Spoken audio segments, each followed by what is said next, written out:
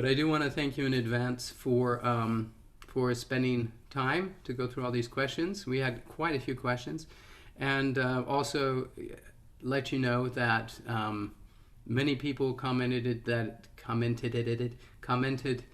they enjoyed it very much, and so I can totally recommend anybody to go back and watch our archive. It was a great presentation. Even some of our biggest critics, actually one who is, she just has an incredible amount of knowledge, and but bless her, she's always there, and she said, she's commented it was the most informative thus far. That's a pretty big compliment coming from her. She's she really liked it. So I think you impressed the singer as well as the scientist. Well, good. So we already did cover a few questions in the live stream. What I'm going to do is share questions as we go, Hmm. and we're just going to discuss them. So this is the first question: is this why guys sometimes can't hear females speak, especially the higher speaking females, because we lose perception as pitch raises? So that's very interesting comment, and it's just an interesting phenomena in and of itself. I don't know exactly what the person means. He means, does he mean we can't stand to hear women at that frequency, or does he mean that women, sopranos after a certain frequency, are more difficult to be understood, which is a fact, and because of just the nature of sound? Or is he saying, I don't know any normal females that speak above a high C6, so No. It's pretty rare to find an adult of any sex who speaks above middle C.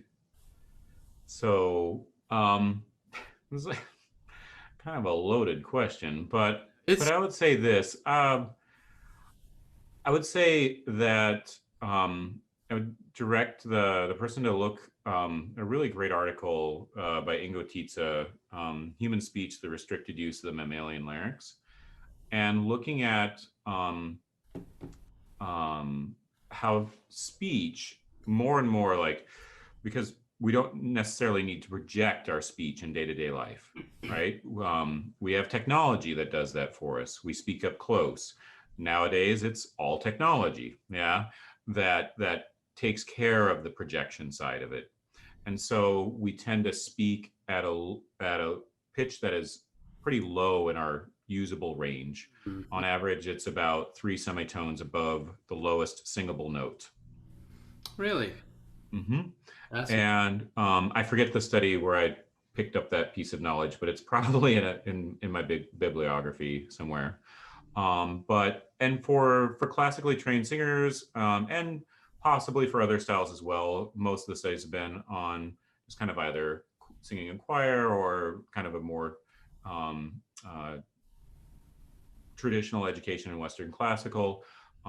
The amount of inflection and the average speaking pitch tends to stay a little bit higher than the general population.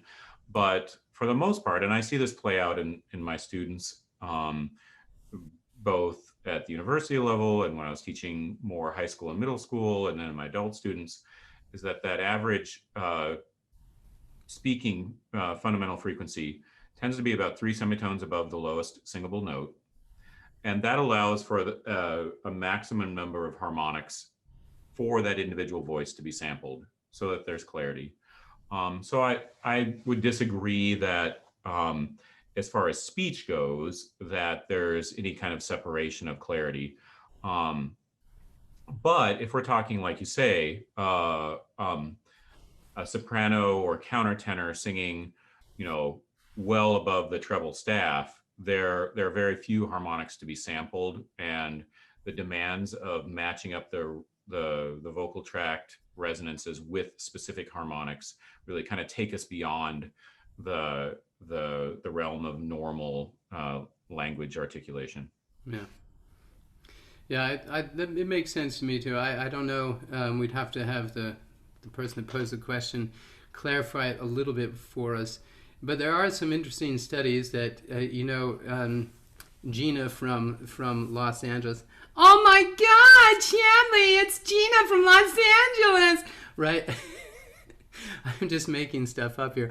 But those frequencies are unpleasant to hear. They've like studied that those frequencies and pitches, or it is above a C. What is that? Let me see what I just did. And I don't know if that's perfect, but I know people that talk like this. Oh my God! Yeah, it's pretty high. It's almost like a C5, right? And then you're getting into those harmonics and those frequencies between 2 and 4,000 where we experience loudness.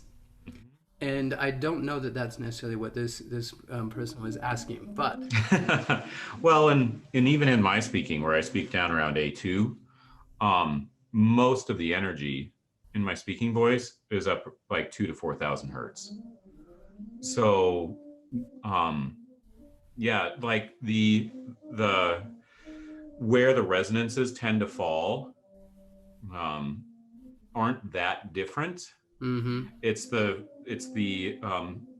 harmonics that are sampled by them that are kind of that's governed by the speaking fundamental frequency, and really like where those formants land, where the energy lands, doesn't really vary that much.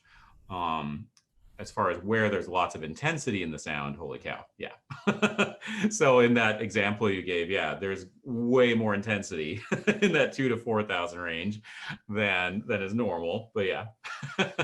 I don't know. I think it's you'd have to see the live stream, and you're talking about the nerve endings, and that's the next question. So we'll just jump on. Yeah, sure.